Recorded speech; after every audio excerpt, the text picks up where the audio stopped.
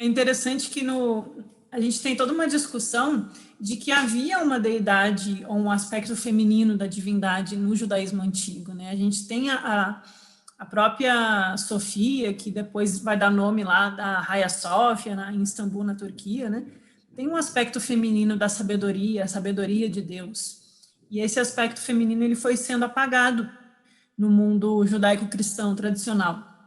E aí a gente vê que os gnósticos, eles mantiveram esse aspecto feminino da divindade, e quando a gente fala de masculino e feminino, nessas questões de mitologia, de metafísica, de simbolismo, é sempre o aspecto energético disso, né? O yin e o yang, não estamos falando aqui de gênero. Mas o fato é que na parte mitológica, simbólica, há sim a presença de um aspecto feminino. E na igreja ficou Pai, Filho e Espírito Santo, né? E o Espírito Santo fica como masculino. E a gente vai ver que, na verdade, essa ideia do Espírito Santo, na verdade, é a própria Barbelô, ou a pronoia, que a gente vê nos textos gnósticos. Também é interessante observar, estou fazendo só um introito, que o mito a visão que a gente tem construída sobre quem é o Cristo, no sentido divino, né? Cristo, esse que foi trazido pela igreja como Deus na Terra, que renasceu no terceiro dia, etc., ele absorve, né, uma linguagem mitológica de outros deuses de outras culturas, né? A gente vai encontrar muito forte a presença, semelhanças entre a visão que a gente tem de Cristo com Mitra, né? Que quando Mitra sai da caverna e luta contra o seu aspecto animal e é coroado, né? Ou na tradição egípcia a gente tem Ísis, Osíris e Horus, né? E aí as estátuas de Ísis amamentando Horus parecem muito com Virgem Maria amamentando Jesus. Então tem uma simbiose nas tradições que acaba misturando também, e é interessante a gente observar como esse aspecto de Ísis parece com a divindade também feminina nos gnósticos, em alguns pontos, né? Eu não vou aprofundar nisso, só para a gente refletir sobre a existência desses outros elementos, sobre a deusa, né? Então, eu vou começar agora o texto da Pagas, né? Deus de Israel. A gente tem essa imagem muito forte de um Deus, né, um pai, né? O Deus de Israel, ao contrário das várias deidades contemporâneas no Antigo Egito, ele não partilha o poder com nenhuma divindade feminina, e nem é marido ou amante deificado de nenhuma delas. Nos panteões politeístas, né, a gente tem as deusas Hécate, Atena, tem outras deusas, né? Nos celtas a gente tem a deusa, mas o Deus de Israel não tem mais contraparte feminina. Então isso é uma questão que a Elaine Pagels abre o capítulo, né? Por que não? Porque não tem uma esposa, não tem uma filha, não tem uma amante, né? Ele, com certeza, não pode ser caracterizado por epítetos que não sejam masculinos. Então, o Deus de Israel ele é rei, senhor, mestre, juiz e pai. Na verdade, a ausência de simbolismo feminino para Deus marca o judaísmo, o cristianismo e o islamismo, contrastando de forma acentuada com as outras tradições religiosas do mundo, né? Por isso que eu estava lembrando da Ísis aqui, né? Que é uma tradição religiosa bem próxima ali da Judéia, e ela manteve, né, um simbolismo muito forte como uma deusa importante. O cristianismo acrescentou, é claro, o termo da trindade e a descrição judaica de Deus. Ainda assim, das três pessoas, entre aspas, divinas, duas, o pai e o filho, são descritas em termos masculinos, e a terceira, o espírito. Sugere um termo grego neutro para a ausência de sexo no espírito, né? Pneuma. Espírito em grego é pneuma, e pneuma é um termo neutro, não é masculino nem feminino. Quem quer que investigue o início da história do cristianismo, o ramo conhecido como patrística, né, o estudo dos pais da igreja, que é aqueles que a gente está sempre citando aqui, o Tertuliano, Hipólito, Eusébio, Irineu. Então, quem quer que estude eles estará preparado para a passagem final do Evangelho de Tomé. No final do Evangelho de Tomé, que a gente não chegou no final ainda, mas aí a gente já ganha um spoiler da Elaine Pagels, o Pedro, ele reclama, né? Simão Pedro disse-lhes aos discípulos: deixem que Maria parta, pois as mulheres não são dignas da vida. Jesus respondeu: eu devo conduzi-la para fazer dela um homem, pois ela também pode se tornar um espírito vivo, semelhante a vocês, homens. Assim, toda mulher que fizer dela mesma um homem entrará no reino do céu. Essa passagem, ela vai dar muita discussão, muito debate, né? Como assim? O Pedro reclama diz que as mulheres não são dignas da vida, lembrando aqui que vida é um termo técnico para um grau de iniciação espiritual, vida, a Zoe, o despertar da epinoia da luz em nós, que é a semente do Cristo, a centelha divina em nós. E aí o Pedro diz que as mulheres não são dignas. E Jesus diz, eu farei de Madalena um homem, e aí ela entrará no reino dos céus. Eu vou continuar mais uns 2 parágrafos e eu vou voltar para esse aqui para a gente debater ele um pouquinho, tá bom? Por mais estranho que pareça, isso expressa apenas o que a retórica religiosa assume, que os homens constituem o corpo legítimo da comunidade, enquanto as mulheres só podem participar quando se assemelham aos homens. Claro que a gente tem que levar aqui em consideração o período histórico, cultural, judaico, naquela época. Lendo um pouco de história, eu vi algumas coisas que dizem, por exemplo, que as mulheres... Porque, vejam bem, a mulher no cristianismo medieval, ela poderia escolher, por exemplo, ser freira. A mulher no judaísmo, ela não pode escolher nada além de casar. Porque na tradição judaica, os rabis, né, eles casam e têm que formar família, crescer e multiplicar-vos, esse é um mandamento do Senhor. Então, a mulher que decide, estou falando de 2000 anos atrás, tá?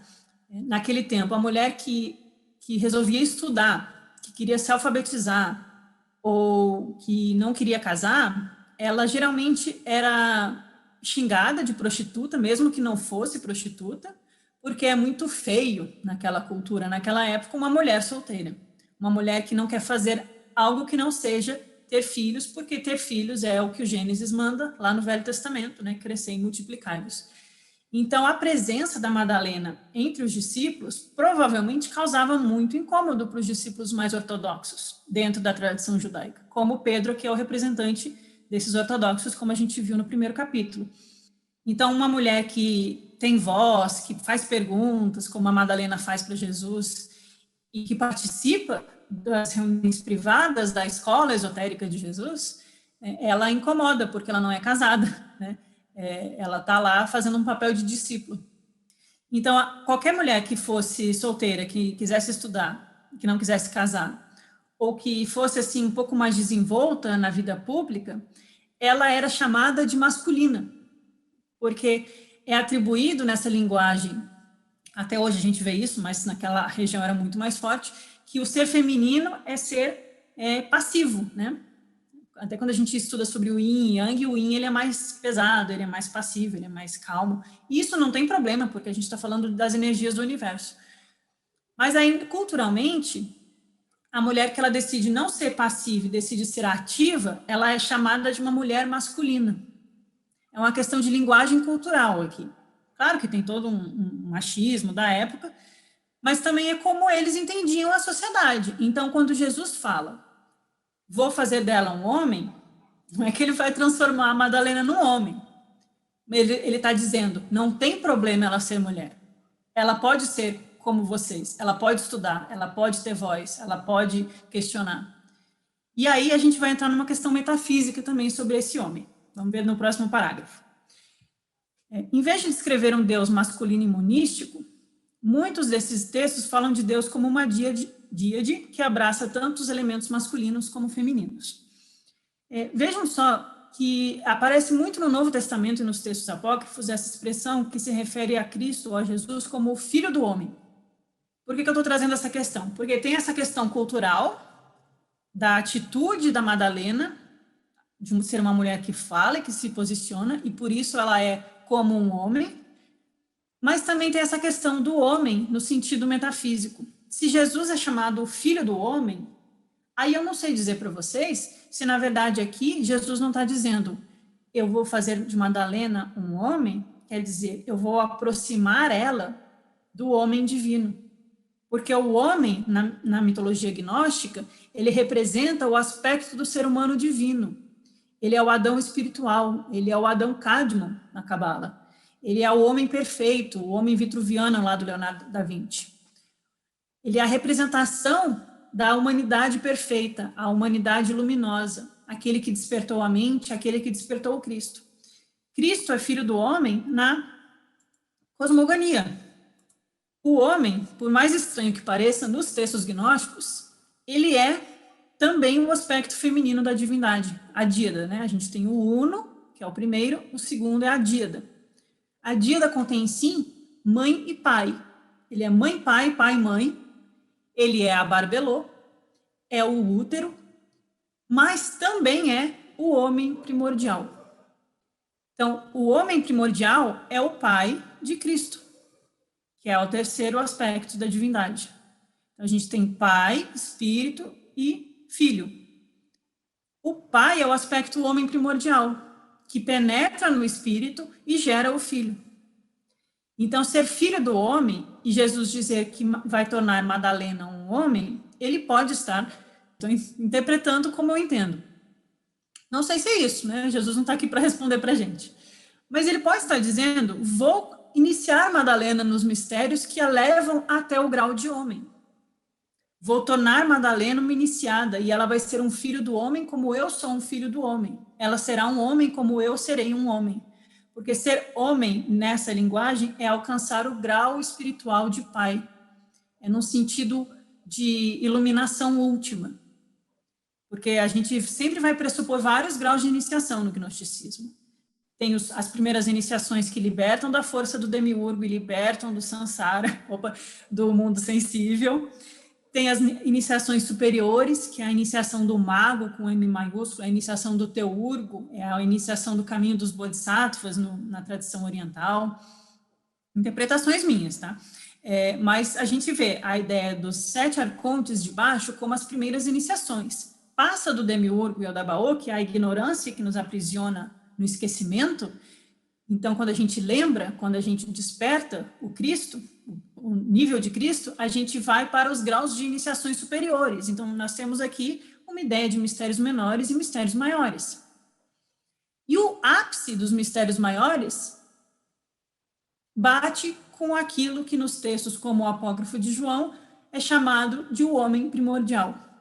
Então, Madalena se tornar um homem pode ser Madalena se iluminar. Jesus está dizendo, eu estou colocando ela no caminho para a iluminação. Estou colocando ela no caminho para se tornar, chegar nesse grau aqui, nesse nível de homem, de filho do homem, né? Porque Cristo é o filho do homem. Então, a gente não sabe se ele está só respondendo Pedro e dizendo, não tem problema ela falar e ter opinião e perguntar, porque ela pode ser como os homens, nesse sentido cultural, de como uma mulher se porta naquela sociedade, ou ele também pode estar dizendo, ela é uma das minhas discípulas mais avançadas e eu estou conduzindo ela por iniciações espirituais até o grau máximo, que é o grau do pai, do homem, o homem primordial, ou Vigeradamas, né? Então, eu deixo para vocês formarem a própria opinião de vocês, eu só quis trazer essa reflexão sobre a Madalena. Mas, então, a gente vai ver que essa díada, né, o uno e a díada. A díada é um termo pitagórico. A díada, eu estava falando que o Bruno postou no canal dele uma palestra sobre a escola de filosofia Sankhya, lá da Índia, e a Sankhya vai falar termos que a gente encontra na doutrina secreta da Blavatsky, né? A Purusha e Prakriti. Mas aqui nos gregos, nos gnósticos gregos helenizados do Egito, a gente vai encontrar o Metropator, que é a mãe-pai, o pai-mãe. Então, a díada, ela sempre vai representar essas duas polaridades, não em dualidade, não em oposição, mas em conjunção, harmonia e equilíbrio, como o símbolo do tal. Quando ele está em equilíbrio perfeito, a saúde é perfeita e a vida espiritual flui. E essa díada, ela abraça tanto elementos masculinos como femininos. Então, por exemplo, gnoses e bondade são os 2 elementos que compõem essa díada. Ela tem os 2. Ela é chamada de útero universal, de espaço primordial, de mula prakriti, talvez. Estou interpretando, os gnósticos não vão falar de mula prakriti. Mas ela é essa mãe-pai, que possui o aspecto pai e possui o aspecto mãe. E, portanto, ela pode ser colocada como uma tríade onde é pai, mãe e filho, e não pai, filho e Espírito Santo. E isso muda o modo como a gente encara as coisas também. Continuando com a Apágios. Como esses textos caracterizam a mãe divina? Então, o que é a mãe divina para os gnósticos? É a díada. A virgem de luz, o espírito virgem invisível no Apócrifo de João. Então, a gente saber disso, olha como fica mais interessante. A mãe, que é o espírito virgem invisível, é a mãe de Cristo, O espírito virginal, que é a mãe divina, é a mãe de Cristo. Não é a Maria, que é a virgem, que é a mãe de Jesus. Como esses textos caracterizam? A resposta não é simples, pois os próprios textos são muito diversificados. Entretanto, podemos esboçar 3 caracterizações básicas. Em primeiro lugar, vários grupos descrevem a Mãe Divina como parte de um casal original. Valentino, professor e poeta, que a gente viu no capítulo 2, apresenta de início a premissa de que Deus é, na essência, indescritível. Então, a premissa valentiniana é que o Deus desconhecido é indescritível, porque ele é o uno. Ele é invisível e ele é inefável. Ele não é possível de se conhecer. Mas quando o uno gera um pensamento e se manifesta, ele se torna a díada. E o 2 é 2 em 1, não é 2 separado. Contudo, Valentino sugere que o divino pode ser imaginado como uma díada, que consiste, de um lado, no inefável, profundo e pai primordial, e, de outro lado, a graça, o silêncio, o ventre e a mãe de todos. A mãe é chamada de sigê. Sigê, em grego, é feminino, né? É uma palavra feminina. Então, sigê, silêncio. O silêncio que é fecundado com o olhar do pai inefável. Então, o Deus desconhecido, o pai desconhecido, essa grande unidade primordial, que é a profundeza do abismo, gera um pensamento e, através de um olhar, fecunda o espaço, o ventre dessa mãe, que é o silêncio. E do silêncio da mãe surge a primeira palavra, o logos, o verbo. É bonito, né? Ver que há um abismo, há uma unidade. Dessa unidade vem um silêncio que vibra, um silêncio que pode ser sentido, um silêncio que pode ser conhecido. A díada pode ser conhecida. É possível que a gente chegue nesse grau de iluminação espiritual. Já a unidade não há mais nada para ser conhecido. Mas desse silêncio surge a primeira palavra, o primeiro som, o som primordial, o verbo, o logos, o Cristo. É sempre esse o pano de fundo dos gnósticos. E eles vão dar muita ênfase, portanto, para a mãe, para a díada, porque ela é o aspecto máximo da divindade no gnosticismo. O Deus desconhecido eu interpreto a díada platônica gnóstica como esse grau da realidade absoluta, onde 2 se tornam 1 e todas as verdades e todas as coisas estão ali manifestas. Toda a gnosis, todo o conhecimento, toda a bondade, toda a compaixão, toda a sabedoria. Jesus está dizendo que é possível que a gente chegue nesse grau de despertar espiritual, nesse grau de iluminação. E, portanto, essa deidade, na mitologia gnóstica, é a mais importante, a Barbelô, a pronoia. É a pronoia que vai infundir vida no mundo manifesto. É ela que vai ajudar a Sofia a não abandonar a humanidade daquele Adão que está esquecido. Então, por isso que a gente vai encontrar em textos gnósticos aqueles hinos à pronoia, louvores à pronoia. No hino de Jesus, né, que fala glória a ti, Pai, glória a ti, graça. Graça é a díada, graça é a pronoia. O estado de graça, que é o estado que nos leva à vida eterna, é justamente essa mãe divina. O Valentino vai dizer, né, ela cria todas as emanações do ser divino, alinhadas em pares harmônicos, de energias masculinas e femininas. Né?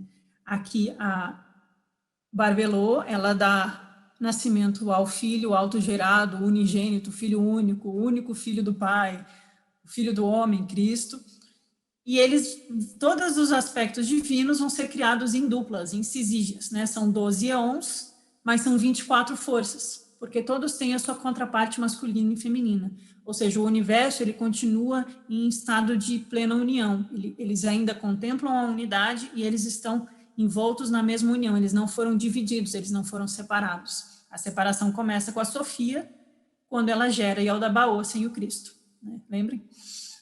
Então, essa ideia de que a díada, a mãe, que é o silêncio, cria as emanações divinas.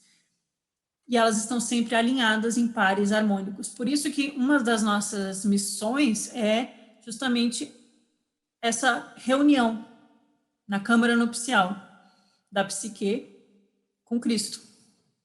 A alma que pode retornar ao par perdido. Sofia gerou sem o Cristo. A gente precisa reencontrar o Cristo dentro de nós. A Elaine Pagels vai citar um outro valentiniano chamado Marco. Não é o Marcos do Evangelho, é um valentiniano, é posterior. E existe um texto desse Marco que diz o seguinte: possa ela, que existe antes de todas as coisas, incompreensível e indescritível graça, preenchê-los e aumentar em vocês o conhecimento que ela mesma possui. Porque a graça é a barbelô que contém em si todo o conhecimento.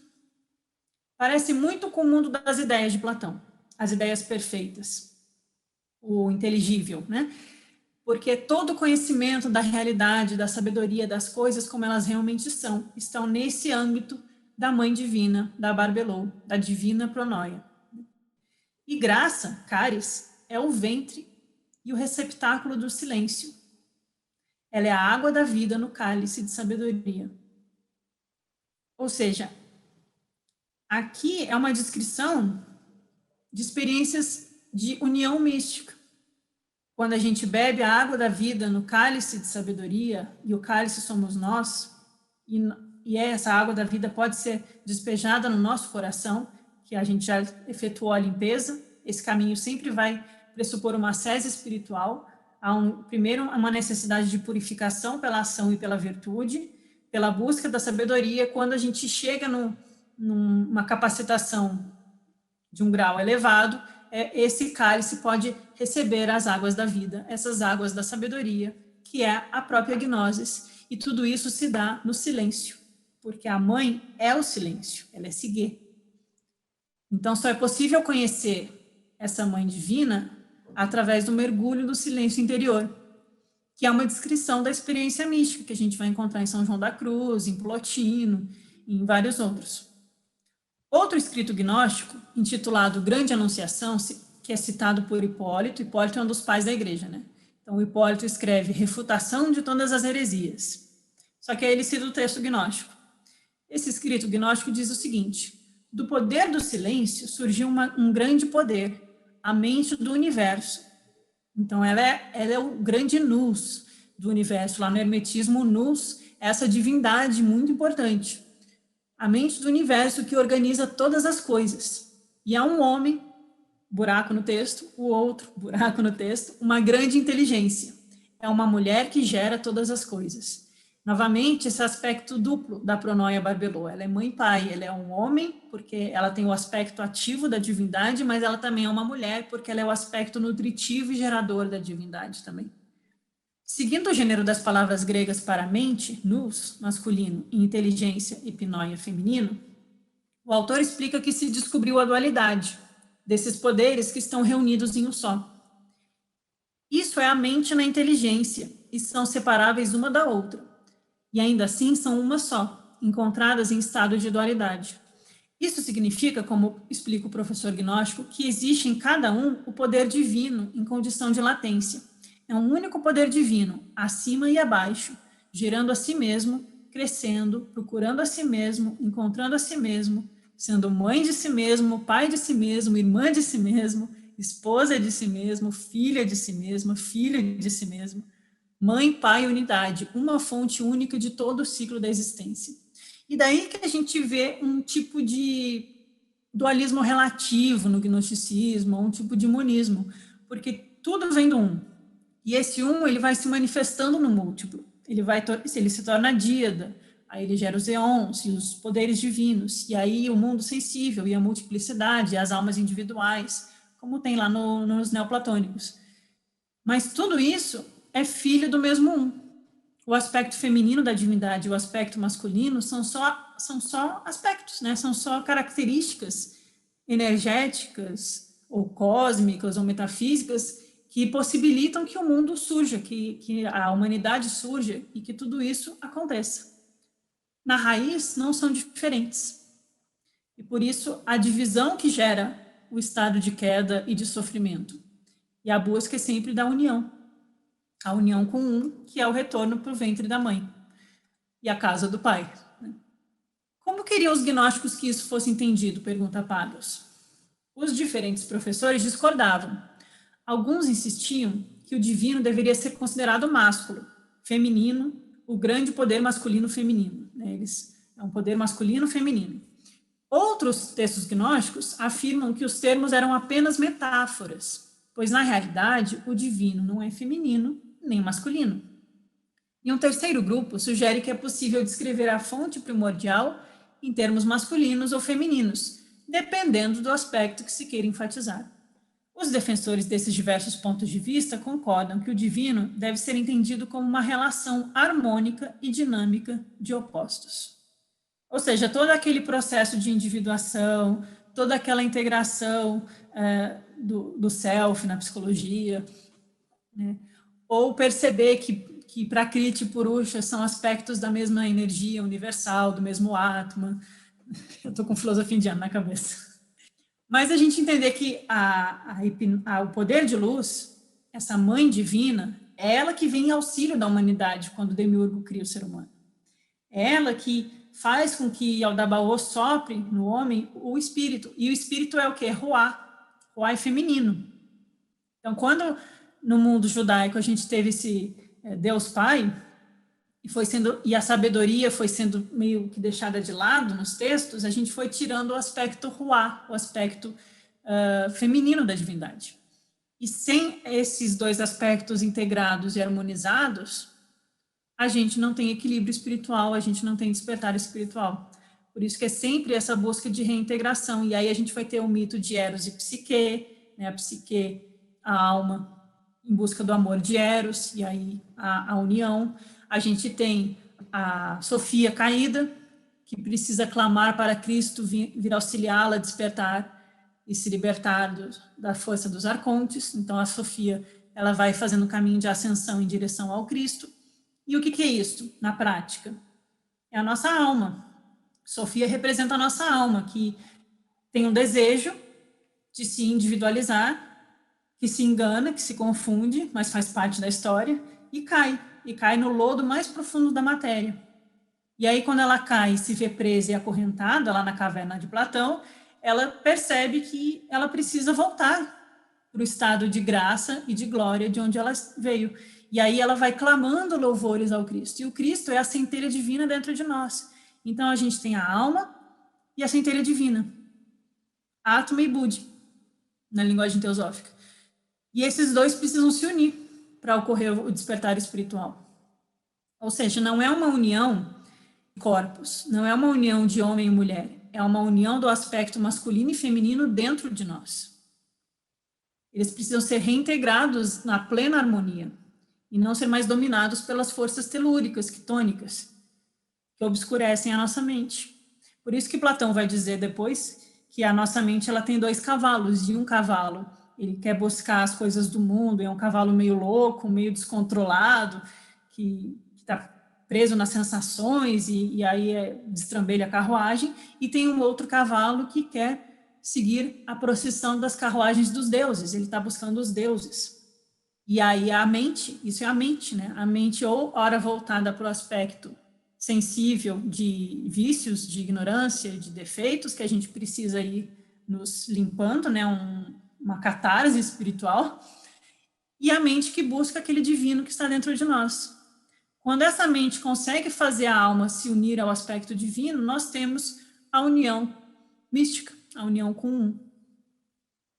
Estou misturando os assuntos, mas é porque esse aspecto feminino da divindade é justamente esse aspecto da alma que vai fazer a alma comer do fruto da árvore do conhecimento. É esse aspecto feminino lá da díada presente em nós, porque ela é como um raio ou uma gota do oceano dentro de nós. É essa gota que vai germinar essa semente de luz, que vai despertar a intuição, que vai tentar acordar a mente de Adão, que vai dizer para Adão, coma do fruto do conhecimento, né? Busque esse conhecimento, porque a nossa origem é lá no plano divino. Então, o aspecto feminino é o aspecto que instiga a alma, e o aspecto masculino é o aspecto da mente que age e se conecta. A alma, quando se conecta mente e Sofia, aí Cristo pode reinar em nós.